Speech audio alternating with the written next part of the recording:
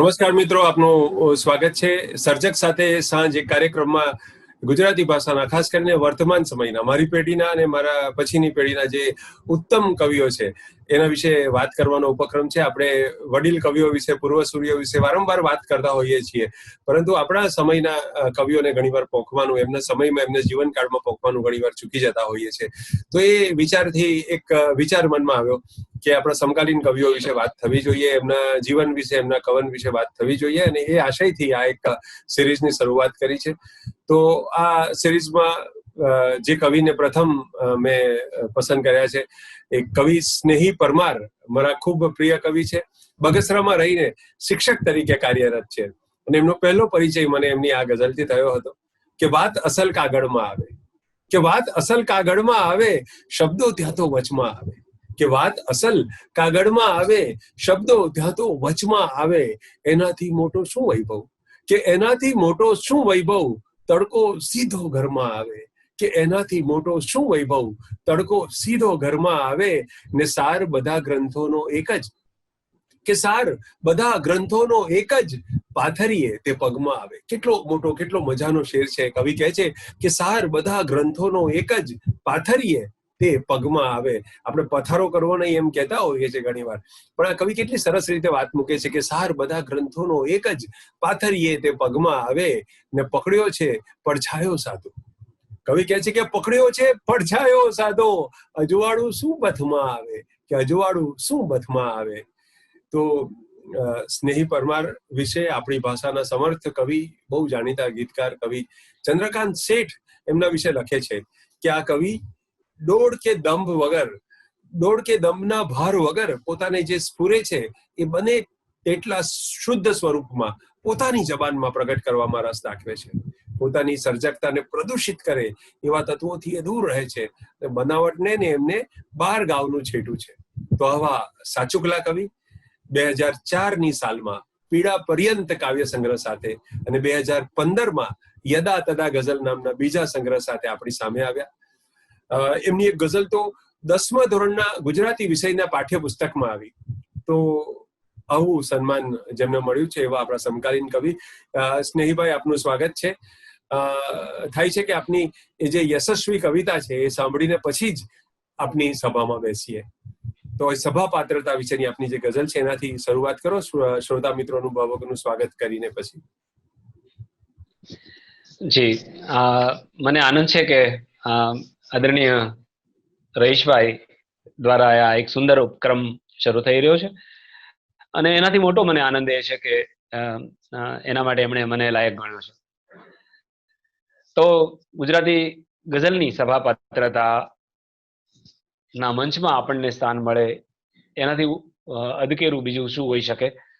પણ મારી આ ગઝલ એ રીતે મારે આપ સર્વને સંભળાવી છે કે કોઈનું પણ આંસુ લૂછ્યું હોય તે બેસે અહીં, કોઈનું પણ આંસુ લૂછ્યું હોય તે બેસે અહીં, ને પછી છાતીમાં દુખ્યું હોય તે બેસે અહીં. કોઈનું પણ આંસુ લૂછ્યું હોય તે બેસે અહીં, ને પછી છાતીમાં દુખ્યું હોય તે બેસે અહીં. હાથ વચ્ચે નામ ઘૂંટ્યું હોય તે બેસે અહીં, હાથ વચ્ચે નામ ઘૂંટ્યું હોય તે બેસે અહીં, પણ અદબથી એને ભૂસ્યું હોય તે બેસે અહીં.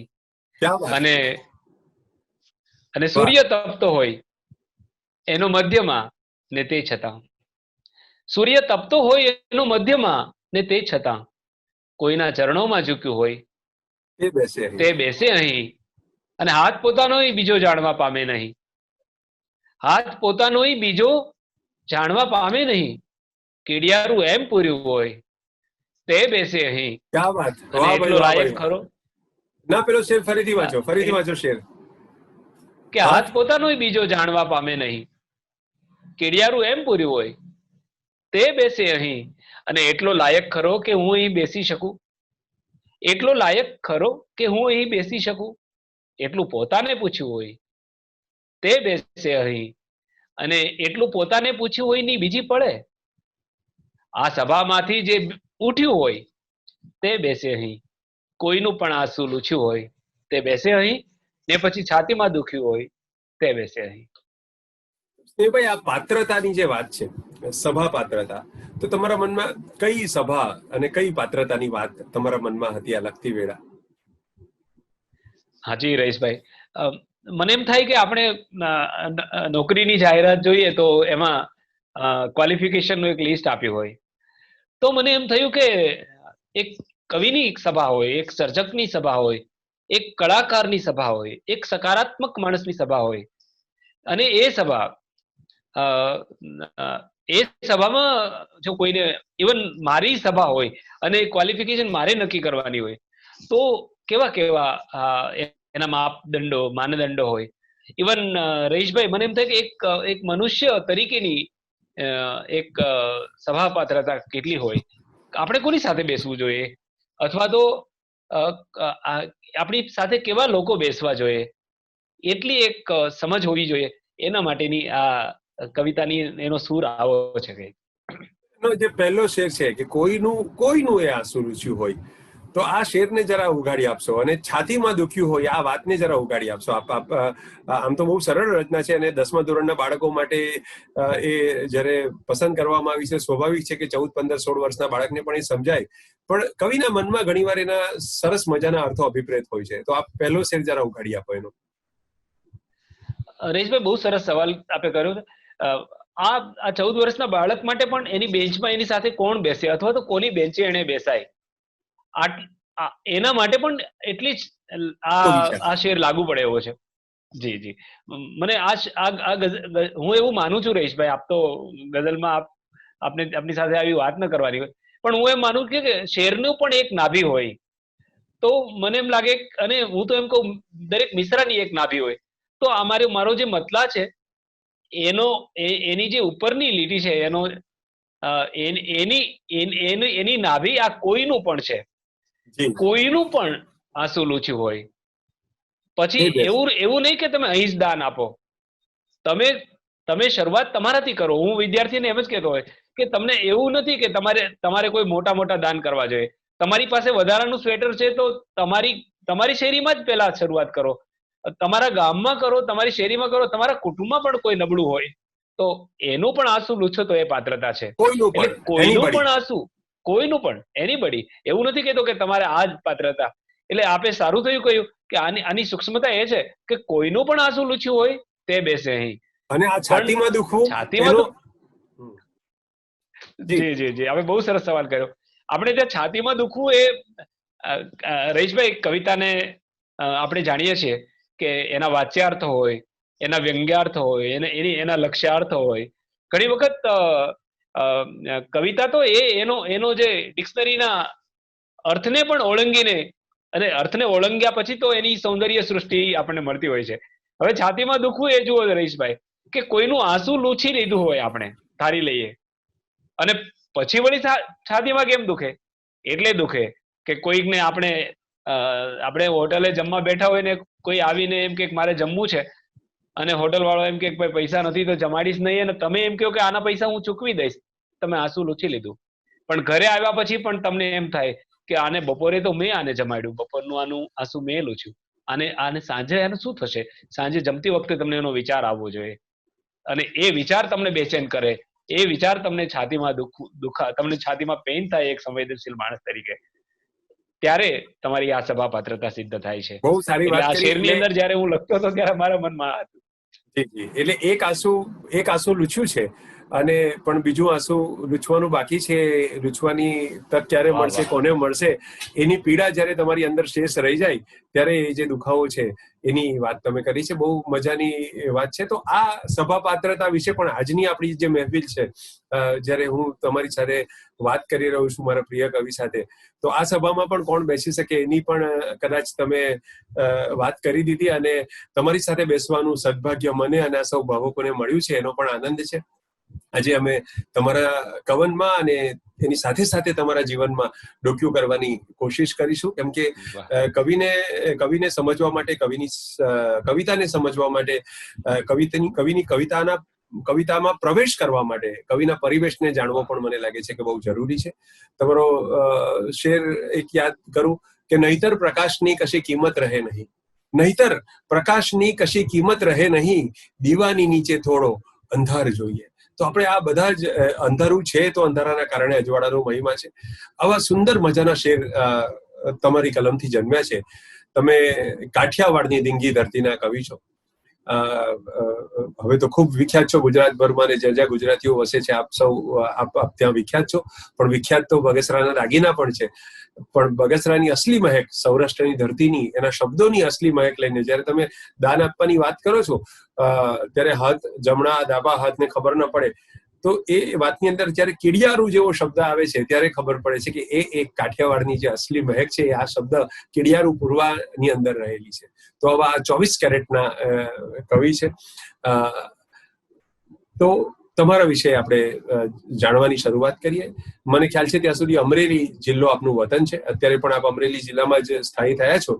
તો આપના બાળપણ વિશે, બાળપણના પર્યાવરણ વિશે, પરિવેશ વિશે, તમારા માતા પિતા વિશે, શરૂઆતના સંસ્કારો વિશે થોડી વાત કરો. જી રઈશભાઈ, મારું ગામ સનાળિયા, એટલે ભૌગોલિક દ્રષ્ટિએ જોઈએ તો હું બહુ જ ભાગ્યશાળી છું કે મારા ગામની અંદર જે નદી છે ગાગડિયા નદી, એ ગાગડિયો નદી ઉપરવાસથી લાઠી, ચાવંડ અને બહુ ઘણા બધા પરગણાઓને પસાર કરીને આવે છે એની સરવાણી. અને મને આનંદ છે કે આ નદીના કાંઠે આની આસપાસની ભૂગોળમાં આપણને કાંત મળ્યા, કલાપી મળ્યા, રમેશ પારેખ મળ્યા, મેઘાણી મળ્યા, અને એની આગળ જાય તો આપણે વિનોદ જોશી, એ મારા ગામથી લગભગ 7 કિલોમીટર દૂર એવા ગામમાં, એટલે આસપાસનું વાતાવરણ એટલું મને ફળદ્રુપ અને ભવ્ય મળ્યું છે કે મને લાગે છે કે હું સનાળિયા જેવા નાના ગામમાં, રઈશભાઈ અમારો વિસ્તાર ખારાપાટ કહેવાય, એટલે અમારે ત્યાં પાણી થોડુંક ખારું મળે કુવામાંથી તમને, પણ મને આનંદ છે કે એની વચ્ચે પણ મને કવિતાનો આવો મીઠો વારસો મળ્યો છે. બીજું, સનાળિયા ગામ બહુ નાનકડું ગામ છે અને અમારે ત્યાં પ્રાથમિક શાળા સુધીનો જ અભ્યાસની સુવિધા હતી. અમે મોટાભાગના લોકો એટલું જ ભણ્યા. મારા પિતાજી પણ એટલું જ ભણેલા. પણ જ્યારે અમારા ઘરે રઈશભાઈ કોઈ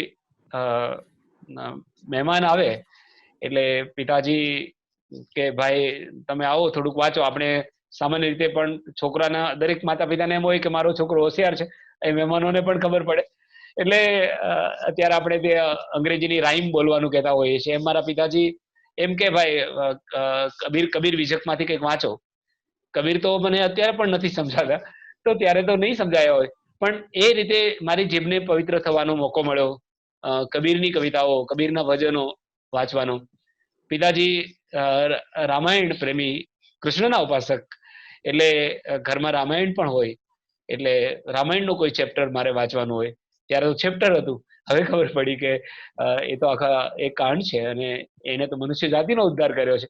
એટલે રામાયણનો કોઈ પ્રસંગ મારે વાંચવાનો હોય, મહેમાન આવે એટલે બધા સામે બેઠા હોય, એટલે હું તો ત્યારે ખાલી પાઠક હતો. આવી બે ઉત્તમ કવિતાઓ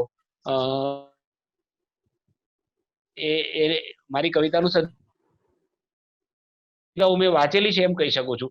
એટલી એ તો આપણી કવિતામાં એટલું બધું ઊંચાઈ તો હોય નહીં કે આપણે એની વાત પણ કરી શકીએ, પણ ક્યાંક મારા અચેતન મનની અંદર આવો ભવ્ય વારસો રઈશભાઈ રહેલો. અને રામાયણના પાઠક તરીકે હું રામાયણ વાંચતો, અને એ રીતે મારા મનમાં મને લાગે છે કે મારા બચપણમાં પિતાજી આવી રીતે મેં કહ્યું એમ કૃષ્ણ ઉપાસક, મારી માં માતાજીના ઉપાસક, એટલે માતાજીનો અખંડ દીવો ઘરમાં કરે. એટલે આ રીતે દીવો અને આ રીતે અજવાળું, આ રીતે સુગંધ મને લાગે છે કે મારા જીવનમાં પ્રવેશી છે. ખૂબ સરસ વાત કરી તમે, તમારા બાળપણની સરસ મજાની વાતો કરી. તો એક કવિ તરીકેની સંવેદનશીલતા તમારી અંદર હતી, એવા એક બે અનુભવોની વાત કરો કે સંવેદના નો તમને પહેલો અનુભવ ક્યારે થયો, અથવા કવિતાના શબ્દો પહેલી વાર કઈ રીતે ફૂટ્યા, એના એક બે પ્રસંગોની વાત સ્નેહભાઈ કરો. હરેશભાઈ, હું આ વાત અહીં પહેલી વાર કહી રહ્યો છું અને તમારા કેટલાક ઇન્ટેલિજન્ટ સવાલો એવા છે કે મારે આ જવાબ આપવા પડે. મને એવું લાગે છે કે હું જ્યારે નાનો હતો ત્યારે મારા મોટા ભાઈ છે હમીરભાઈ, એ તલાટી મંત્રી હતા. ચાંચ ગામ છે રાજુલા તાલુકાનું, ચારે બાજુ દરિયો છે એવું ગામ છે. અને ત્યારે તો હું પ્રાથમિકમાં ભણતો હોઈશ, ચોથું કે પાંચમું ભણતો હોઈશ, તો હું મારે ત્યાં અભ્યાસ માટે જવાનું થાય એટલે ગામ છોડવું પડે. એટલે ગામ છોડતો હોય ત્યારે ગામના ઝાડવાઓ એમ થાય કે રિક્ષામાં બેઠો હોય તો જોઈ લઉં મન ભરીને, પછી આ જોવા મળશે કે નહીં મળે. અને હું બરાબર ત્યાં જાઉં એટલે ખિસ્સાઓ તપાસતા વખતે એક વખત રહીશભાઈ ખિસ્સામાંથી, તો ગામડામાં તો નદીમાં નાયા હોય એટલે એની રેતી ખિસ્સામાં ક્યાંક ભરાઈ ગયેલી. અને મને જયારે એ રેતી મેં કેટલાય દિવસો સુધી રહીશભાઈ આમ બરાબર કપડામાં બાંધીને રાખી, એટલે ત્યારે મારા મનમાં પેલો એવો શબ્દ આવ્યો કે આ તો રેતીનું તાવીઝ છે. એટલે એ રીતે ગામ માટેનો પ્રેમ, ગામના ઝાડવાઓ યાદ આવે, ગામના લોકો યાદ આવે, એ મારી સંવેદનશીલતાને ઝંકોરી હશે. અને રહીશભાઈ આજે એ શેર જયારે હું જોઉં છું ત્યારે મને એમ લાગે કે એના મૂળ ત્યાં હશે કે, અને એ મોટાભાઈ રાજુલા હતા એટલે જવાનો રેલગાડી હતી, એટલે એ આવો શેર આવ્યો હશે કે એટલું સરનામું કેવળ યાદ છે, એ દિશામાં રેલગાડી જાય છે. વાહ વાહ એટલે વાહ મને વાહ. એમ લાગે મારી તમને ત્યાંથી સંવેદનાને. તો પહેલી શરૂઆતની જે રચનાઓ તમે લખી એ કેવા પ્રકારની, એ ગઝલ સ્વરૂપની હતી કે બીજા કોઈ સ્વરૂપમાં આવી? કેવી રીતે આવી રચનાઓ? ભલે એકદમ શરૂઆતની રચના હોય પણ. હા જી રહીશભાઈ, મોટા ભાગે ગામમાં અને સંગીતને એવી રીતે, ગામ અમારું કલાપ્રેમી ગામ એટલે એ લઈ ખરો થોડો મનમાં. ગામમાં છોકરાઓ કોઈ આખ્યાન કરતા હોય તો ચાખંડના દબલાઓ લઈને એમાં તબલાના તાલ વગાડવા ને એવું મનમાં ઘૂસેલું હશે. એટલે શરૂઆતમાં રહીશભાઈ મેં ગીતો લખ્યા છે, ગઝલો તો બહુ મોડે લખી. અને બહુ જ આમ સામાન્ય અભિધાન સ્તરે લખાણેલી ગીતની એક પંક્તિ પછીથી ખબર પડી કે આને ગીત કહેવાય કે નહીં, પણ એ બે પંક્તિ આપને સંભળાવો. ચોક્કસ. કે અમથા એના ઘરની બારી સેજ ખુલે ને અફવાના વાદળ ઘેરાતા, અમથા એના ઘરની બારી સેજ ખુલે ને અફવાના વાદળ ઘેરાતા, ગામની છોડી અમથું હશે ચોટલા ને દઈ ઝટકો ત્યાં તો ફૂલ વેરાતા. ક્યાં વાત, બહુ અચ્છે. પણ સ્નેહભાઈ, તો તમે કઈ રીતે શિક્ષિત અને દીક્ષિત થયા એની તમે વાત કરી. મને ખ્યાલ છે ત્યાં સુધી આપ BA MA બધું અંગ્રેજી સાહિત્યમાં કર્યું છે, સંસ્કૃતમાં પણ આપ વિશારદ થયા છો. તો આમાં ગુજરાતી સાહિત્યનો તમને કઈ રીતે પરચો થયો અને એ જણસ તમને કેવી રીતે હાથ લાગી? જી રહીશભાઈ, હું છે ને પ્રતાપરાય કોલેજમાં ઇંગ્લિશ વિષય સાથે, મેઇન અંગ્રેજી સાથે, ત્યારે મેઇન ઇંગ્લિશ સાથે ભણવું એટલે કંઈક એક માભો કહેવાય, એટલે મેઇન ઇંગ્લિશ સાથે ભણતો હતો, પણ ગુજરાતી સબસિડરી સબ્જેક્ટ તરીકે હતું. આ સબસિડરી કેવું પછી મેઇન થઈ ગયું એની વાત કરું રહીશભાઈ. તો ત્યારે અમારા ગુજરાતીના પ્રોફેસર ખાલી 5મા પેપરના અમારે પાસિંગ કરવાનું, એટલે ગુજરાતી આવે એટલે અંગ્રેજી વાળા ખાલી ભરવા ખાતર ભરતા હોય.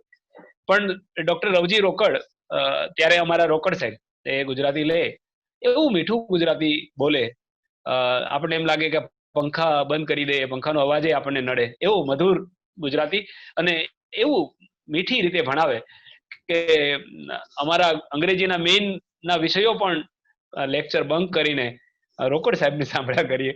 અને ગુજરાતી સાહિત્ય પ્રત્યે એટલો બધો લગાવ થયો રહીશભાઈ કે તમે માનશો નહીં કે મેં BA ઇંગ્લિશ કર્યા પછી ગુજરાતીમાં BA કર્યું અને ગુજરાતીમાં માસ્ટર થયો હું, એટલે ડબલ ગ્રેજ્યુએશન તરીકે પણ ગુજરાતી ભણ્યો. એવી રીતે ગુજરાતી સાહિત્યને મારે વધારે નજીકથી જોવાનું આવ્યું. અચ્છા, અને આપના પિતાજી નો આમાં કોઈ ફાળો ખરો?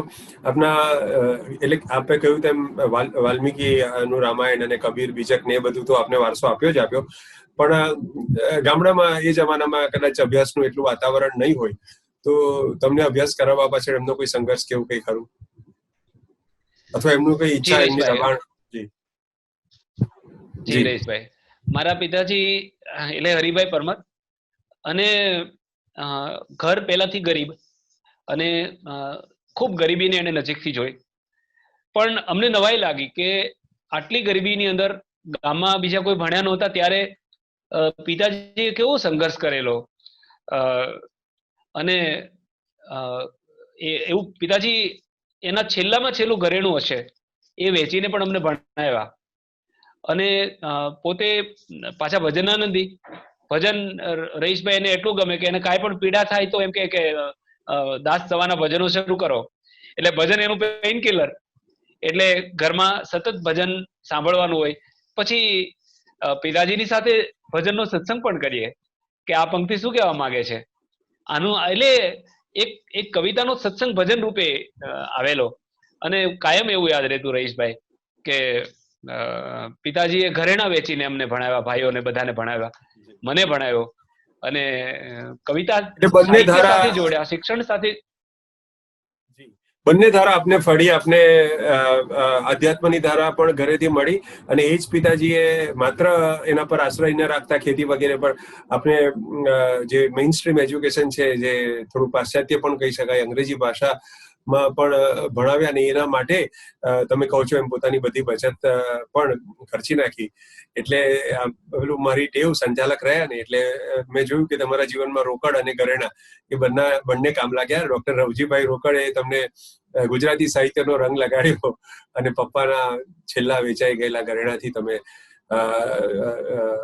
આ રીતે દીક્ષિત થયા, શિક્ષિત થયા, તો ગુજરાતી કવિતાનું આપ આભૂષણ બન્યા.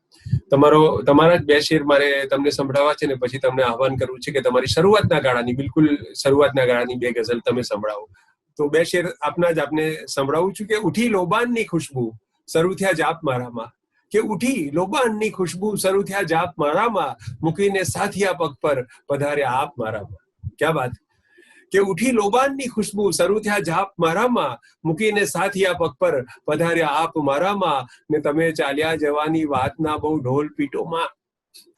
પીટો નહીં, પીટો માં. આ જે માં શબ્દ છે એનો મને બહુ આમ રોમાંચ થાય સાંભળીને, કે તમે ચાલ્યા જવાની વાતના બહુ ઢોલ પીટો માં, તમે આવ્યા હતા સાજન બહુ ચૂપચાપ મારામાં. કેટલી મજાની વાત, કેટલો મજાનો શેર, કે તમે ચાલ્યા જવાની વાતના બહુ ઢોલ પીટો માં, તમે આવ્યા હતા સાજન બહુ ચૂપચાપ મારામાં.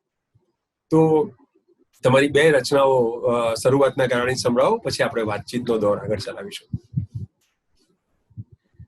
રહીશભાઈ, મેં કહ્યું એમ શિક્ષણના ભાગરૂપે મારે ગુજરાતી સાહિત્ય સાથે જોડાવાનું થયું, અને પછી એમાં યુથ ફેસ્ટિવલ, યુવક મહોત્સવનો પણ બહુ મોટો ફાળો છે ગઝલને ઘડવા માટે, કારણ કે સ્પર્ધાના ભાગરૂપે પણ ગઝલો લખાતી ગઈ. એમાંની એક ગઝલ યુથ ફેસ્ટિવલમાં રાજ્ય કક્ષાએ પ્રથમ નંબર આવેલી ગઝલ રહીશભાઈ, હું આપને સંભળાવું કે હેતનો અનગળ ખજાનો ખુલશે. હેતનો અનગળ ખજાનો ખુલશે, બંધ થશે દ્વાર પાંખો ખુલશે. હેતનો અનગળ ખજાનો ખુલશે, બંધ થશે દ્વાર પાંખો ખુલશે. અને ખુલવાનો અર્થ જાણી લે પ્રથમ, ખુલવાનો અર્થ જાણી લે પ્રથમ, દ્વાર ખખડાવો દિવાલો ખુલશે. વાહ વાહ વાહ વાહ વાહ. જી, ખુલવાનો અર્થ જાણી લો પ્રથમ, દ્વાર ખખડાવો દિવાલો ખુલશે. અને આ જગતની કોઈ પણ દુર્ગમ જગા, આ જગતની કોઈ પણ દુર્ગમ જગા, જાતની ભોગળ હટાવો ખુલશે. વાહ વાહ વાહ વાહ. ફરીથી.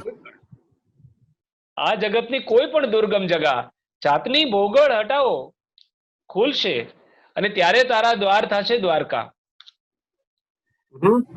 ત્યારે તારા દ્વાર થશે દ્વારકા, મારી ભીતરનું સુદામો ખુલશે. વાહ વાહ વાહ વાહ વાહ. ત્યારે તારા દ્વાર થશે દ્વારકા, મારી ભીતરનું સુદામો ખુલશે. અને હેતનો અનગળ ખજાનો ખુલશે, બંધ થશે દ્વાર પાંખો ખુલશે. ખૂબ સરસ ગઝલ, શરૂઆતના દિવસોની ઉત્તમ ગઝલ, અને ખૂબ સુંદર રીતે આપ ખુલશે રદીફને નિભાવ્યો. બીજી રચના આપ સંભળાવો સર.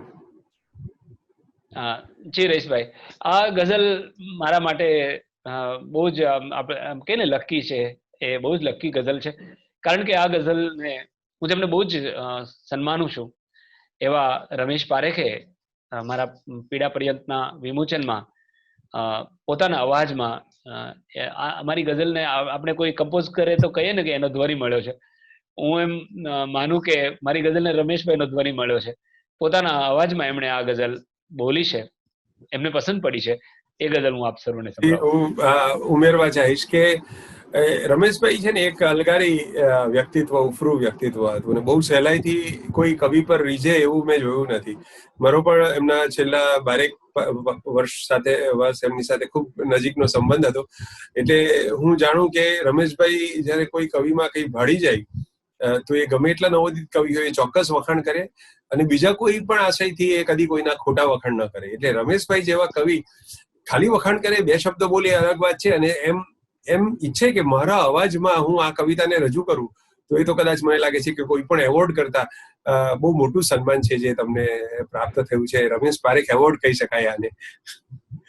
જી સંભળાવો એ ગઝલ. બિલકુલ બિલકુલ. મને હું તમારી વાત સાથે સહેમત છું. મને આ સૌથી મોટો એવોર્ડ મળ્યો છે. હું તો એમ માનું રમેશભાઈની સાથે હું બેઠો છું એ જ મોટું મારા માટે એક સદભાગ્ય છે.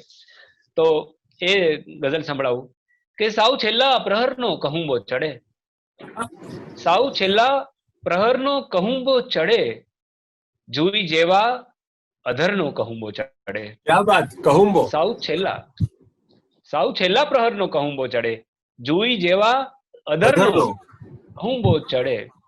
અને રઈશભાઈ આ શેર જુઓ કે થાક લાગે જ એવું જરૂરી નથી, થાક લાગે જ એવું જરૂરી નથી, કોઈ વેળા સફરનો કહુંબો ચડે.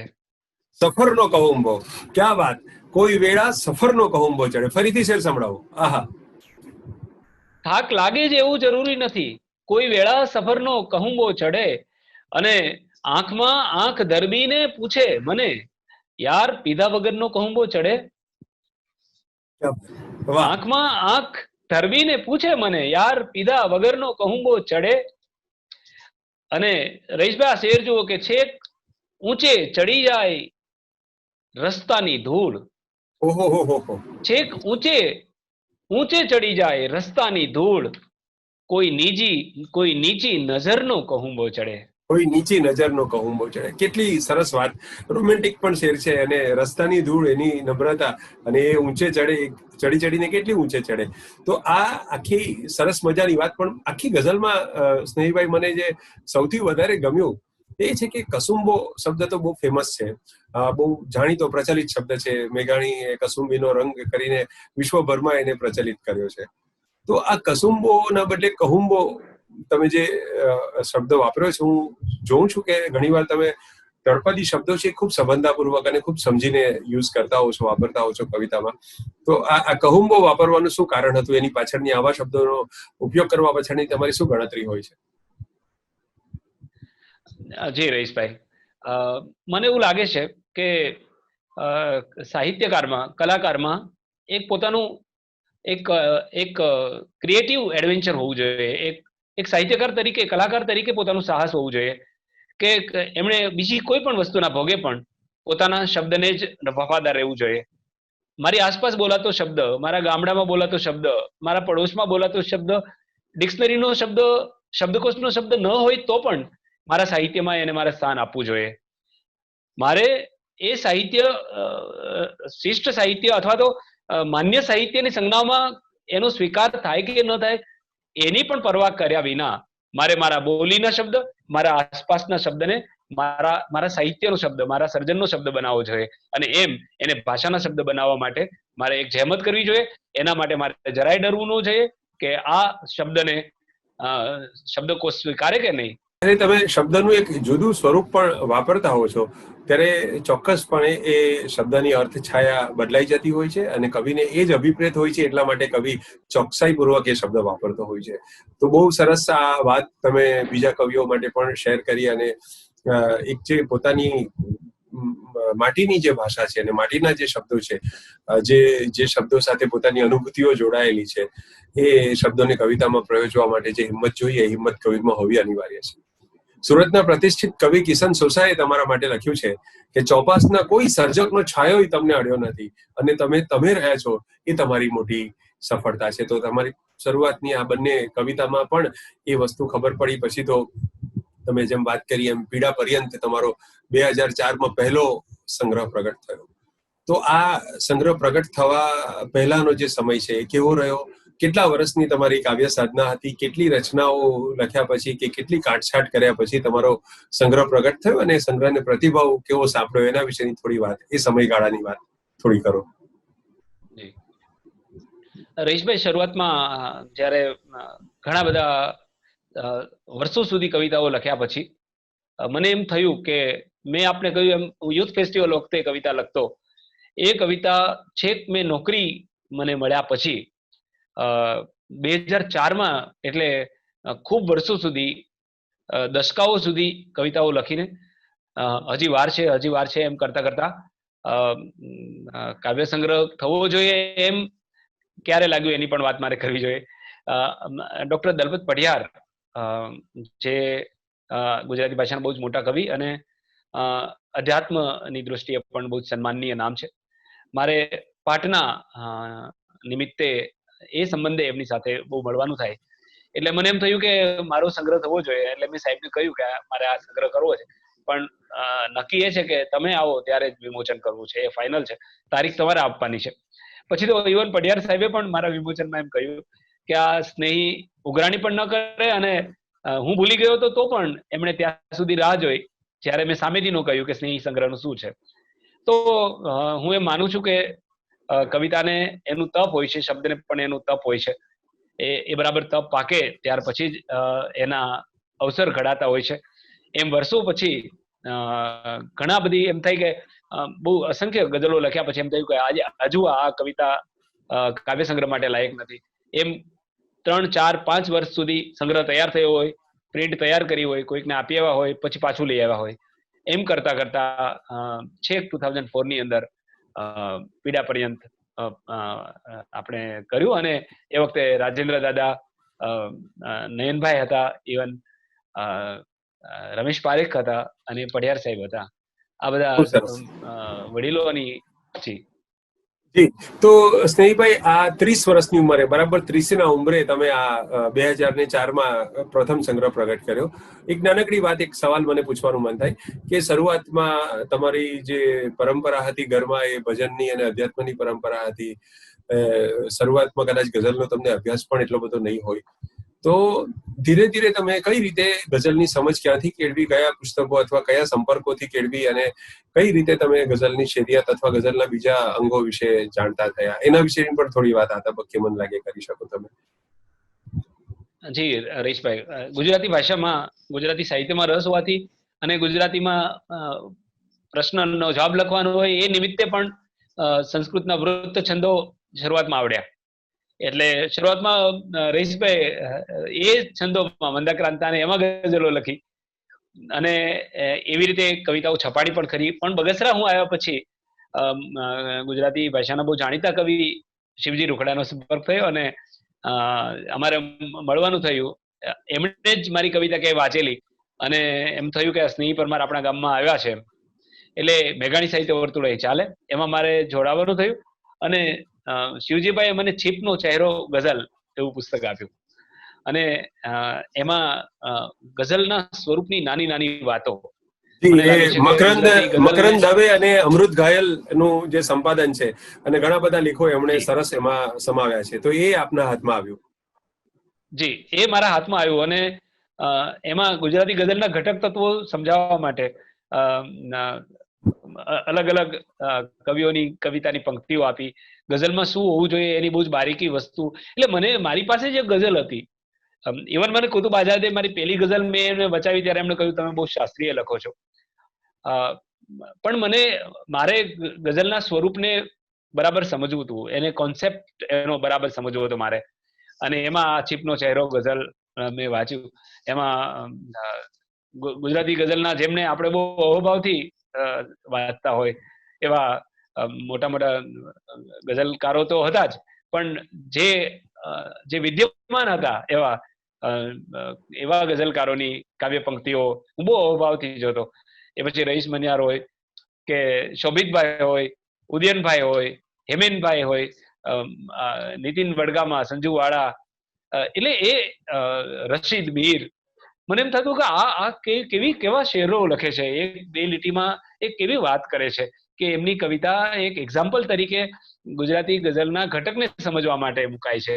તો એક શેરની અંદર એવી કઈ વસ્તુ હોવી જોઈએ કે એક શેર ગઝલના એક ઘટકને બરાબર એનું પ્રતિનિધિત્વ કરતું હોય, એવી રીતે ગઝલને સમજવી જોઈએ.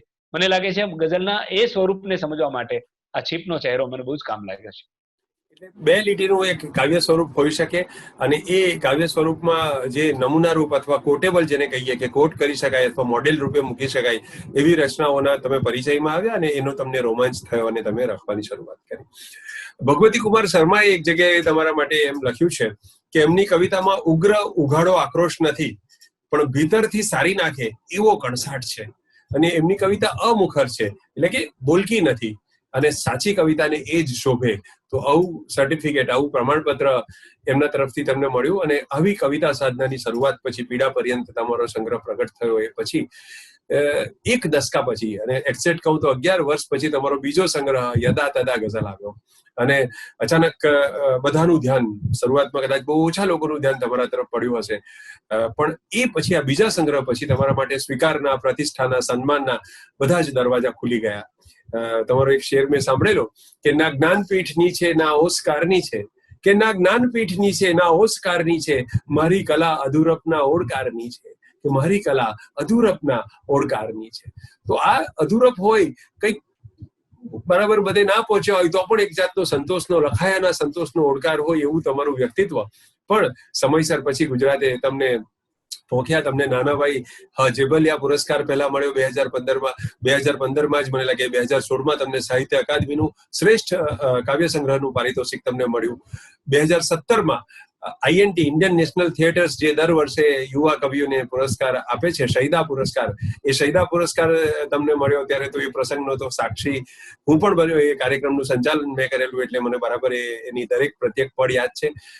એ પછીના વર્ષમાં બીજા 2018ના વર્ષમાં કાવ્ય મુદ્રા, જે અમદાવાદની સંસ્થા છે, એ જે યુવા કવિને પુરસ્કાર આપે છે, એ પુરસ્કાર પણ આપને મળ્યો 2018ના વર્ષમાં. એ કાર્યક્રમમાં પણ સદભાગ્ય અને યોગાનુયોગે હું સંચાલક હતો, તો તમારા આનંદમાં હું સહભાગી હતો.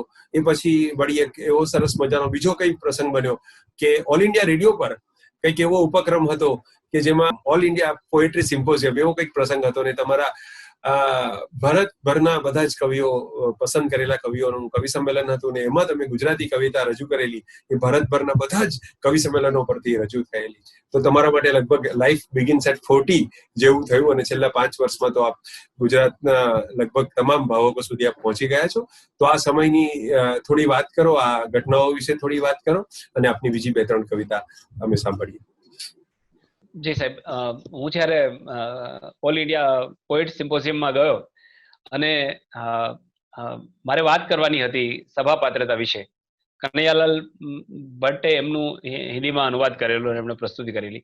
હું ગુજરાતીમાં મેં પ્રસ્તુતિ કરી તો મેં એમ કહ્યું કે આ ભારતમાં શું હોવું જોઈએ એની સભા પાત્રતાની ગઝલ છે. તો એ વિડીયો પણ છે રહીશભાઈ, કે હું ગુજરાતીમાં બોલતો તો પણ એને દાદ મળતી હતી. એટલે ત્યારે મને મારી ગુજરાતી ઉપર પણ સન્માન થયું કે આજે મારી ગુજરાતી ભાષાને પણ લોકો, અને ગુજરાતી ગઝલને ખાસ કરીને, ગઝલ સ્વરૂપે ગુજરાતી સાથે એટલું બધું એટલું સાયુજ્ય કેળવું છે કે સ્ટેજ ઉપરથી પણ જે ગુજરાતી ભાષાથી પરિચિત નહોતા એ લોકો પણ એના એક એક શેરને દાદ આપતા હતા. તો મારા માટે એ બહુ જ આનંદની વાત હતી કે આજે મારી ગઝલ, મારી ગુજરાતી ભાષા આજે ભારતની દરેક જગ્યાએ એની સ્વીકૃતિ થઈ છે અને લોકો એને સમજતા થયા છે. બે રચનાઓ આપની સાંભળીએ. આ જે સમયગાળાની જે 2 સરસ મજાની રચનાઓ આપ સંભળાવો સર. સ્નેહીભાઈ. જી જી સર. રેશભાઈ, એક ગઝલ છે કે પૂર્ણમાસીનું માન રાખ્યું છે. પૂર્ણમાસીનું માન રાખ્યું છે.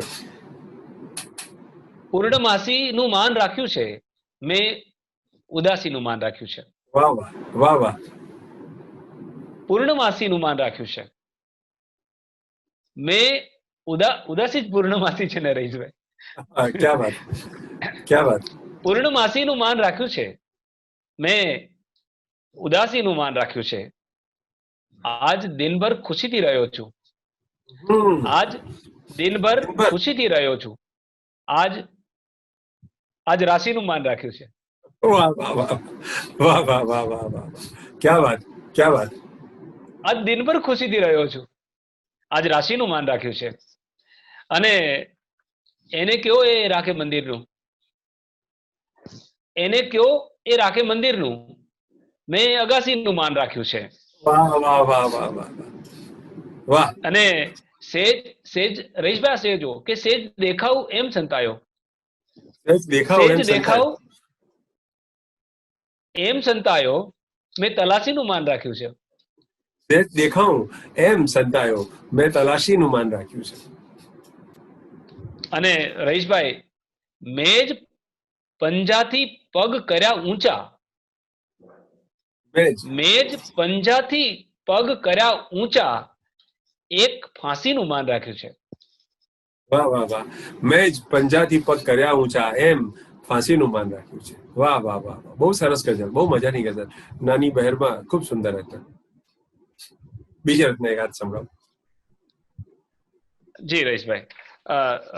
રહીશભાઈ આજે મારી ઈચ્છા છે કે એવી જ ગઝલો સંભળાવું છે. હું મોટા ભાગે બહુ બધી નથી બોલતો હતો. એવી એક ગઝલ રહીશભાઈ કે ઝાડ છે એને નવી ડાળી ફૂટે, ઝાડ છે એને નવી ડાળી ફૂટે, હે તને કઈ એમ કુહાડી ફૂટે. વાહ વાહ વાહ વાહ વાહ વાહ વાહ વાહ વાહ વાહ. રહીશભાઈ નકારાત્મકતા નેચરલ હોય જ નહીં શકે. સકારાત્મક જ આ દુનિયામાં શાસન કુદરતી હોઈ કરવાની છે. શકે. જી જી જી. ઝાડ છે એને નવી ડાળી ફૂટે, હે તને કઈ એમ કુહાડી ફૂટે, અને તું મળે તો કંઈક સપનાઓ ફરી, તું મળે તો કંઈક સપનાઓ ફરી એમ ફૂટે જેમ કે ધાણી ફૂટે. વાહ વાહ વાહ વાહ. ધાણી ફૂટે. વાહ વાહ વાહ વાહ વાહ. તું મળે તો કંઈક સપનાઓ ફરી, તું મળે તો કંઈક સપનાઓ ફરી એમ ફૂટે જેમ કે ધાણી ફૂટે. અને એ દિશે પણ રાહ તારી જોઈ છે, એ દિશે પણ રાહ તારી જોઈ છે, વીરડામાં જે દિશે પાણી ફૂટે. ધાણી ફૂટે. એ દિશે પણ રાહ તારી જોઈ છે, વીરડામાં જે દિશે પાણી ફૂટે. અને એમ તારી યાદ ફૂટે છે સતત, એમ તારી યાદ ફૂટે છે સતત, આદમીને જે રીતે દાઢી ફૂટે. વાહ વાહ વાહ વાહ વાહ વાહ વાહ વાહ વાહ. તો કશું તારા વિશે બોલી શકે, તો કશું તારા વિશે બોલી શકે, જો કદી અજવાસને વાણી ફૂટે. વાહ વાહ વાહ વાહ. તો કશું તો તારા કશું તારા વિશે બોલી બોલી શકે, શકે, જો કદી અજવાસને અજવાસને વાણી ફૂટે. રહીશભાઈ એક ગઝલ બીજી તમને સંભળાવો કે મેં તારી યાદમાં પહેરી છે, મેં તારી યાદમાં પહેરી છે, મેં તારી યાદમાં પહેરી છે, આંગળી હાથમાં પહેરી છે.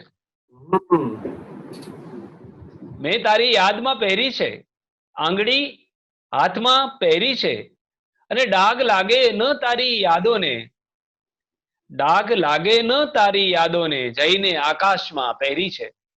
વાહ વાહ વાહ ડાઘ વાહ લાગે વાહ. ને તારી યાદોને, જઈને આકાશમાં જઈને આકાશમાં પહેરી છે, અને સેજ ઉપર નીચે તું હોઈ શકે, સેજ ઉપર નીચે તું હોઈ શકે, મેં તને રાતમાં પહેરી છે. વાહ. મેં તને ચામડીની બે બાજુ, ઓહો. મેં વાહ વાહ. તને ચામડીની બે બાજુ પૂર્ણ વિલાસમાં પહેરી છે. પૂર્ણ વિલાસમાં પહેરી છે. વાહ વાહ વાહ વાહ. અંતિમ શેર રહીશભાઈ જી. કે મેં તને જોઈ તે પછી આંખો, મેં તને જોઈ તે પછી આંખો લોકની લાજમાં પહેરી છે. વાહ વાહ વાહ વાહ વાહ વાહ. બહુ સુંદર ગઝલો તમે સંભળાવી રહ્યા છો સ્નેહીભાઈ. શરૂઆતથી જ તમારી ગઝલો હું વાંચતો આવ્યો છું, શરૂઆતના ગાળાથી, પણ છેલ્લા 5-1 વર્ષથી તો તમને નિયમિત મળવાનું પણ થાય છે, અને આજે તો તમારા મોઢે આ સુંદર ગઝલો આપણા બધા જ ગુજરાતના ભાવકો પણ સાંભળી રહ્યા છે. એક તમારી ગઝલમાં મેં જોયું છે કે એક એનો છેડો અધ્યાત્મ સાથે છે, એક છેડો ક્યાંક એમાં દર્દની પણ વાત છે, પીડાની પણ વાત છે, પણ ક્યાંય એમાં નકારાત્મકતા નથી. તમારી વાતમાં ક્યાંય કડવાશ નથી, તમારી વાતમાં ક્યાંય ફરિયાદ નથી, તમારી વાતમાં ક્યાંય સિનિસિઝમ નથી. અને એ જે દર્દ છે, પીડાનું પણ ગૌરવ તમારી વાતમાં દેખાય છે. એટલે ખૂબ સરસ રીતે તમારી કવિતાઓ માં તમે અભિવ્યક્ત થયા છો એમ કહેવાનું મન થાય. તમારા 3 શેર તમને સંભળાવું કે આપવું મૈત્રીનો મંત્રોચ્ચાર છે, કે આપવું મૈત્રીનો મંત્રોચ્ચાર છે, વૃક્ષને પંખીની જે દરકાર છે. કે આપવું મૈત્રીનો મંત્રોચ્ચાર છે, વૃક્ષને પંખીની જે દરકાર છે. ને જે તજે તલવાર હુંપદની અહીં, કે જે તજે તલવાર હુંપદની અહીં, આ લડતમાં એનો જય જયકાર છે. લડત, જય જયકાર, તલવાર ત્યજવી, અહિંસા, આ બધું જ છે. પણ એ તલવાર કઈ, એ વાત કવિ લાવીને મૂકે છે કે જે તજે તલવાર હુંપદની અહીં, આ લડતમાં એનો જય જયકાર છે. અને મને ખૂબ ગમતો શેર આ શેર છે. રોમેન્ટિક શેર છે, આમ તો વિરહનો શેર છે, પણ કેટલો મજાનો રોમેન્ટિક શેર છે કે તું ન હો તો હોઠ પરનું હાસ્ય પણ, તું ન હો તો હોઠ પરનું હાસ્ય પણ એમ લાગે કાલનું અખબાર છે. એટલે પ્રેમિકાના વિરહમાં જે હાસ્ય ફિક્કું થઈ જાય, એ હાસ્યની તાજગી ના રહે, અને એ હાસ્ય એવું લાગે કે જાણે પસ્તી છે, ગઈકાલનું અખબાર છે. એ વાત કવિ કેટલા સરસ શબ્દોમાં કેટલી સરસ રીતે કરી દે છે કે તું ન હો તો હોઠ પરનું હાસ્ય પણ એમ લાગે કાલનું અખબાર છે.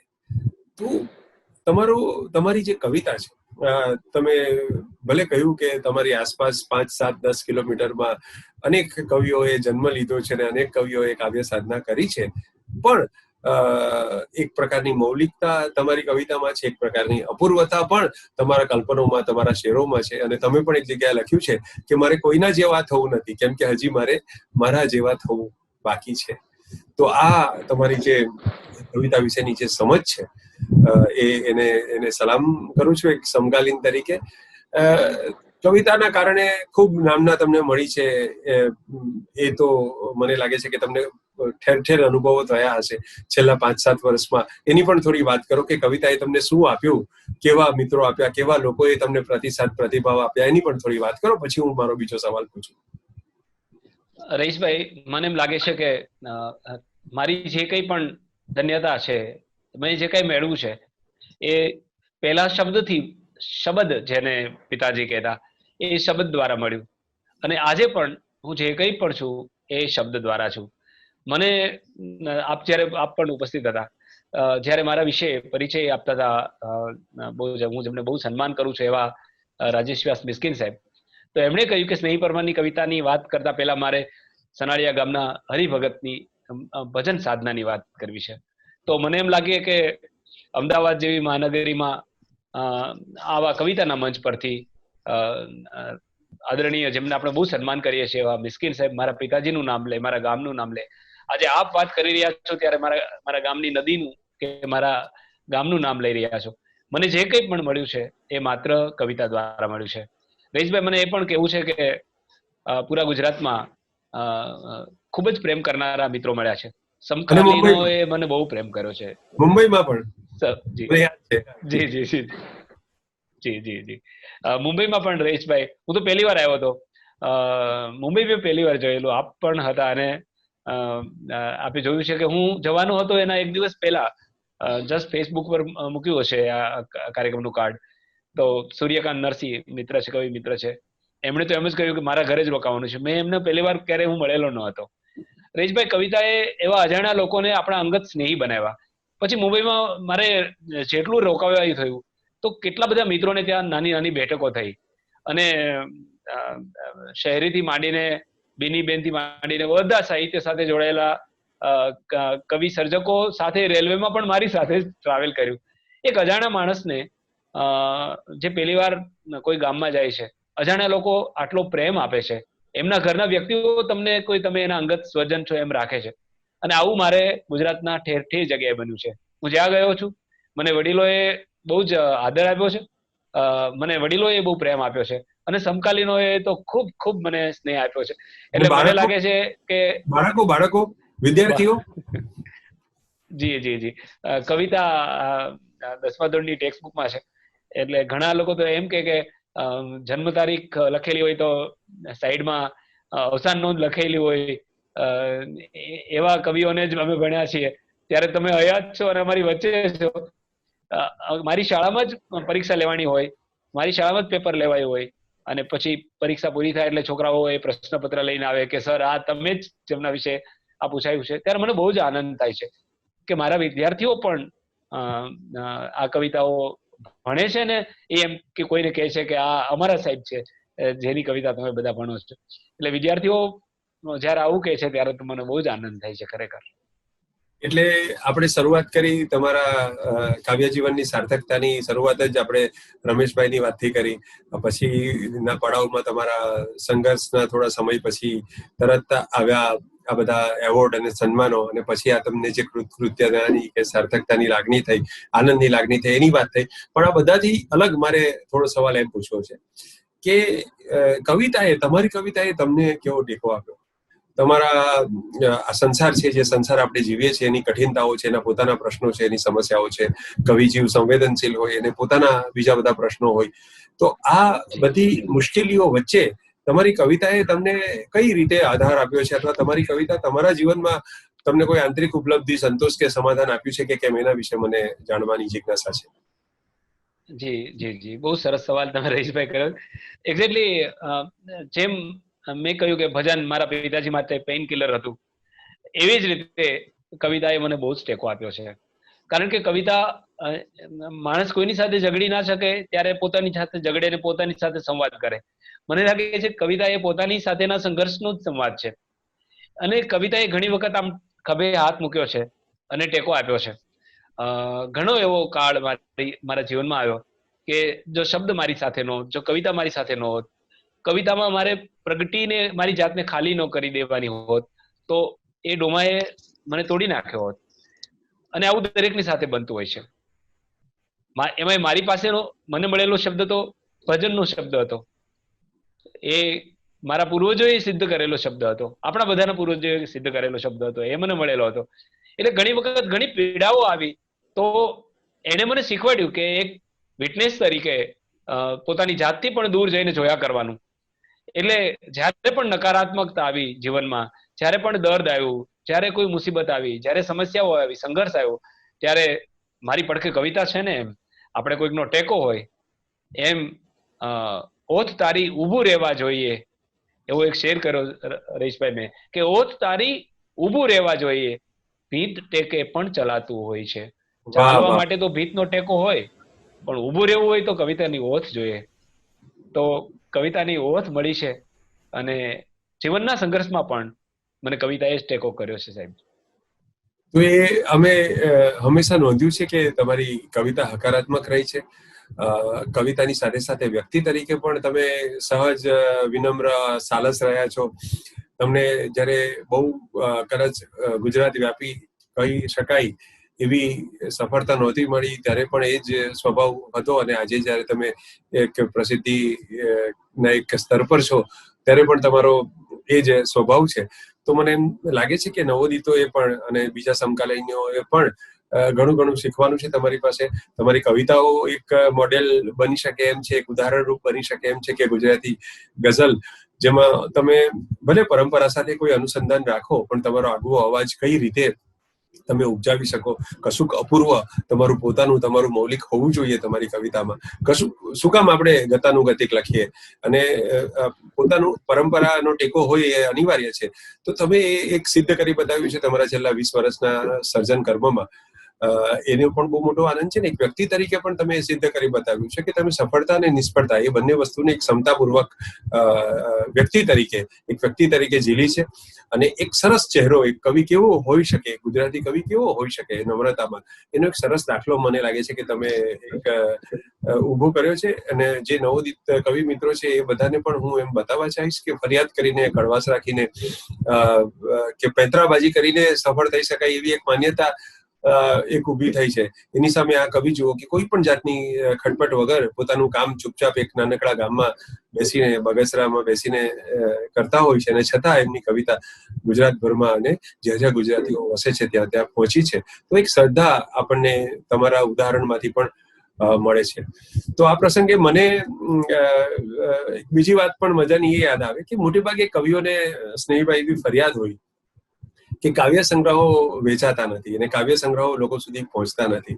મોટે ભાગે કવિ પત્નીઓને આ ફરિયાદ બહુ મોટી હોય છે, કેમ કે 500 કોપી, 1000 કોપી છપાવી દે, 50-100 કોપી તો બધાને ભેટમાં આપે, વેચાઈ નહીં કવિતાઓ, અને પત્નીઓ 2-4-5 વર્ષ થાય એટલે કે હવે આ દિવાળી પર આ પસ્તી ક્યારે કાઢવી છે, આ બધો આ પથારો તમે ક્યારે કાઢશો, એવા પ્રશ્નો થાય. એવા સમયમાં તમારો પહેલો સંગ્રહ પણ ઉપલબ્ધ નથી અત્યારે, અને તમારો બીજો સંગ્રહ પણ ઉપલબ્ધ નથી, અને બીજો સંગ્રહ તો એક જ વર્ષમાં 2015 છપાયો, મને લાગે 2016 થી ઉપલબ્ધ નથી. તો આ યદા તદા ગઝલ એ હવે એની ત્રીજી આવૃત્તિ મને તમારી સાથેની વાતમાં ખબર પડી કે હવે આવી રહી છે. તો એનો પણ બહુ જ આનંદ છે કે હવે તમારો કાવ્ય સંગ્રહ એ સરળતાથી પાછો ઉપલબ્ધ થશે.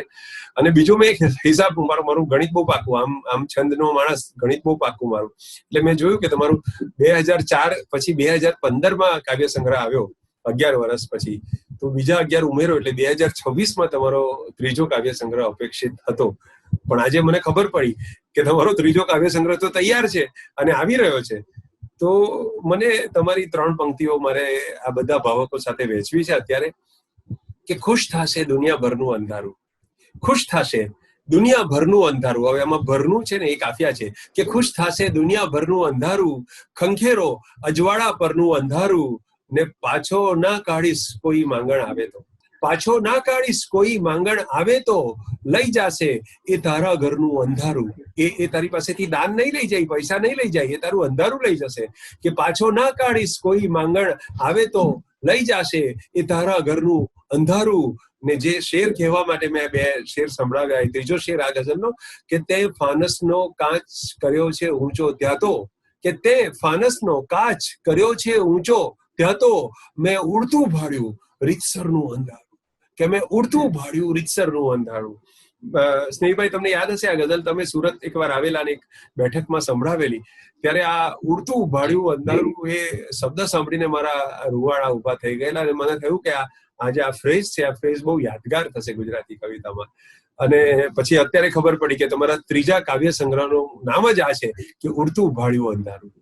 તો એ સંગ્રહ આવી રહ્યો છે, એના આગોતરા વધામણા પણ હું તમને આપું, અને આપણા જે ભાવક વર્ગ છે એમને પણ કહું કે એમનો બીજો સંગ્રહ ને ત્રીજો સંગ્રહ એક સાથે ઉપલબ્ધ થઈ રહ્યો છે.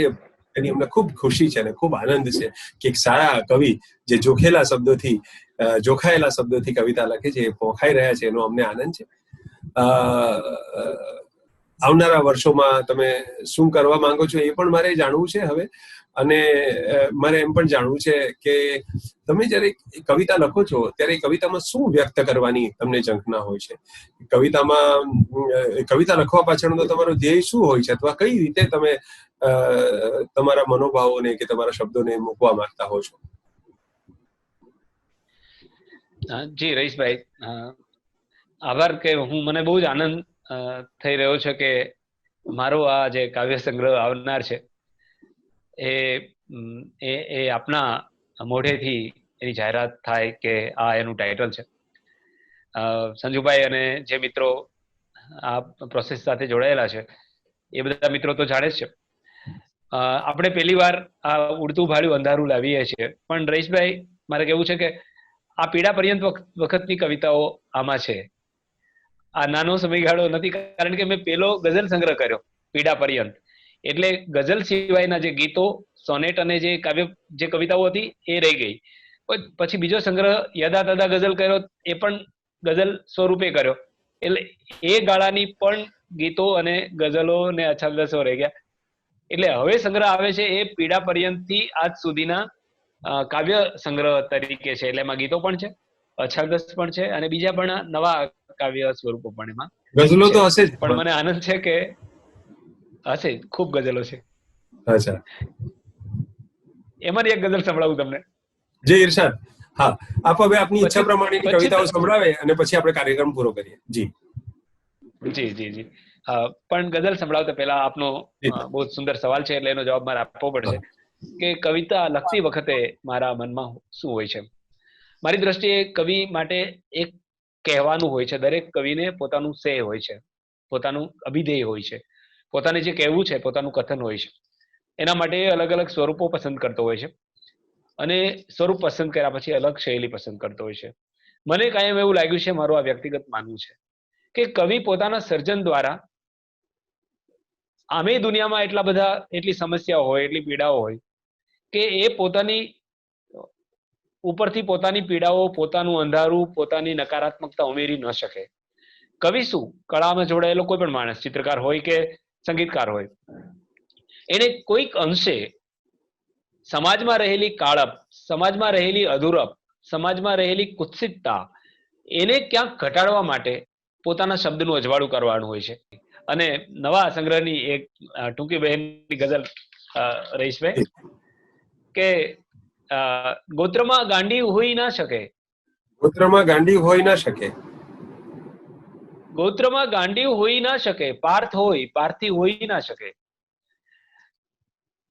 ગોત્રમાં ગાંડી હોઈ ના શકે, પાર્થ હોય પાર્થિવ હોઈ ના શકે, અને નક્કી સંસ્કારી પુત્રીનો બાપ છે. નક્કી સંસ્કારી પુત્રીનો બાપ છે, અન્યથા ઉદ્ગ્રીવ હોઈ ના શકે. વાહ વાહ વાહ વાહ વાહ વાહ વાહ વાહ વાહ. નક્કી સંસ્કારી પુત્રીનો બાપ છે, અન્યથા ઉદ્ગ્રીવ હોઈ ના શકે.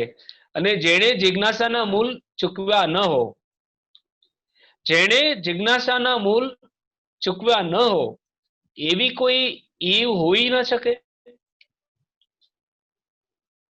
જેણે જિજ્ઞાસાના મૂલ ચૂકવ્યા ન હો, એવી કોઈ ઈવ હોઈ ના શકે. વાહ વાહ વાહ. અને રહીશભાઈ આ શેર જુઓ, કે ક્યાંક વિદ્વાનોએ બાફ્યું છે નક્કી, ક્યાંક વિદ્વાનોએ બાફ્યું છે નક્કી, લોહી નેગેટિવ હોઈ ના શકે. વાહ વાહ વાહ વાહ વાહ વાહ વાહ વાહ વાહ વાહ. ક્યાંક વિદ્વાનોએ બાફ્યું છે નક્કી, લોહી નેગેટિવ હોઈ ના શકે. અને રહીશભાઈ આ શેર જુઓ, કે સાવ એવો હોય ના રાવણ કદી, સાવ એવો હોય ના રાવણ કદી, સાવ એવો હોય ના રાવણ કદી, નહીતર માથે શિવ હોઈ ના શકે. વાહ વાહ વાહ વાહ વાહ વાહ વાહ વાહ વાહ. સાવ એવો હોય ના રાવણ કદી, નહીતર માથે શિવ હોઈ ના શકે. આ નવા સંગ્રહની રહીશભાઈ બીજી એક ગઝલ, કે મારી સામે કોણ છે, મારી સામે કોણ છે, મારા માટે ગૌણ છે. મારી સામે કોણ છે, મારા માટે ગૌણ છે, અને જીવતર રંગીન વસ્ત્ર છે. જીવતર રંગીન વસ્ત્ર છે, પ્રેમ એ પેલું ધોણ છે. વાહ વાહ વાહ વાહ. જીવતર રંગીન વસ્ત્ર છે, પ્રેમ એ પહેલું ધોણ છે. પ્રેમ પેલા ધોણમાં નબળું વસ્ત્ર હોય તો કલર જતો જ રહે, એમ પ્રેમ કરો એટલે પરખાઈ જાય કે વસ્ત્ર કેટલું પાણીમાં છે. રહીશભાઈ સાચી વાત છે, બહુ સરસ બહુ સરસ. જીવતર રંગીન વસ્ત્ર છે, પ્રેમ એ પેલું ધોણ છે, અને મારી છેલ્લી પસંદ તું, મારી છેલ્લી પસંદ તું, મારું પહેલું જોણ છે. વાહ વાહ વાહ. મારી છેલ્લી પસંદ તું, મારું પહેલું જોણ છે, અને રિદ્ધિ ના કે સિદ્ધિ ના, રિદ્ધિ ના કે સિદ્ધિ ના, પૂછો કોના દ્રોણ છે. વાહ વાહ વાહ વાહ વાહ વાહ વાહ. અને ગઝલ છે આ વિદ્વાનની, ગઝલ છે આ વિદ્વાનની, લોટથી જાજુ મોણ છે. લોટથી જાજુ મોણ છે. વાહ. ગઝલ છે આ વિદ્વાનની, લોટથી જાજુ, અને લોટથી, અને આ અંતિમ શેર રહીશભાઈ, કે તે મૂકી છે ત્યાં વીણા, તે મૂકી છે ત્યાં વીણા, જ્યાં ભમરીનું ભોણ છે. વાહ વાહ વાહ વાહ વાહ. તે મૂકી છે મારી ત્યાં સામે વીણા, કોણ છે. જ્યાં ભમરીનું ભોણ છે. જી. તો તમારી શબ્દની વીણામાંથી આ જે સૂર નીકળ્યા, 7 સૂર, એ તમામ સૂરનું ગુંજન લાંબા સમય સુધી અમારા સૌના મસ્તકમાં અને હૃદયમાં ગુંજતું રહેશે. સર્વે ગુજરાતી ભાવકો તરફથી, ગુજરાતી ચાહકો તરફથી આપનો હું આભાર માનું સ્નેહીભાઈ. અને આપણે છેલ્લા 2 શબ્દો કહેવા હોય તો કહી શકો છો, પછી આપણે વિરામ લઈએ. રહીશભાઈ, મારા માટે આ બહુ જ ધન્ય ઘડી છે, કે જે મને ખૂબ જ પસંદ છે, જેમની ગઝલો હું ગઝલો શીખતો હતો ત્યારથી જેમની ગઝલો મને બહુ જ ગમતી હોય. આપની વાણીના તો બહુ જ જ્યાદા બધા ફેન છે, એમાં હું વચ્ચે નહીં પડું, પણ આપની ગઝલોનો હું બહુ મોટો ફેન છું. એવા રહીશભાઈ મને આજે તમારી સાથે સંવાદ કરવાનો મોકો મળ્યો, અને તમે જ્યારે જ્યારે એમ કહો કે મારા પ્રિય કવિ, ત્યારે તો મને એમ લાગે કે તમે થોડો વધારે પડતો વાલ કરી રહ્યા છો મને, જેથી કરીને હું હજી વધારે સારી કવિતાઓ લખી શકું, એમ માનીને હું એને આશીર્વાદ તરીકે લઉં છું. અને આ મારી જાતને હું ધન્ય ગણું છું કે ગુજરાતી ગઝલે કે ગુજરાતી કવિતાએ મને એ પાત્રતા આપી કે હું આજે તમારી સાથે સંવાદ કરી રહ્યો છું. અને આ ઉપક્રમ માટે આપે મને પસંદ કર્યો, એના માટે પણ હું બહુ જ ધન્યતા અનુભવી રહ્યો છું. અને આપની એ વાત માટે હું બહુ આનંદ વ્યક્ત કરું છું કે જે નવી પેઢીના છે, અમારી જેવા હજુ લખતા લોકો છે, એમની કવિતાને તમારી જેવા જેમની વાત લોકો સાંભળે છે ધ્યાન અને કાન દઈને, એ અમારી જેવા જે નવા કવિઓ છે એની કવિતાને પણ લોકો સુધી પહોંચાડવા માટેનો આ ભગીરથ પ્રયાસ છે. નવા વર્ષમાં આપણે કઈ સારું કામ કરીએ એટલે એ બહુ સિદ્ધ જ થતું હોય છે. હું સૌને તમારા અને મારા બંને વતી ગુજરાતી કવિતાને પ્રેમ કરનારા, ગુજરાતી ભાષાને પ્રેમ કરનારા સૌને નવા વર્ષની શુભકામનાઓ પાઠવું છું. અને ગુજરાતી ગઝલને, ગુજરાતી કવિતાને પણ શુભકામનાઓ પાઠવું છું.